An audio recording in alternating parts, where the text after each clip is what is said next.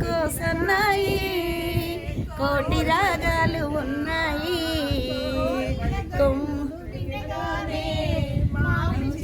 కొడిగేనా ఏమో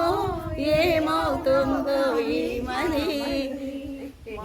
ఇది కోయిల పాడేనా కోయిల గొంతు వినగానే మామిడి చిగురు తొడిగేనా ఏదో ఎవరికో ఇదే చాలా వచ్చింది. మాటలు రాని కోయిలమ్మ పాడునులే ఆనందంతో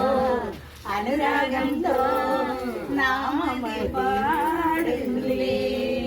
మామిడి కొమ్మ మల్లి మల్లి పువ్వు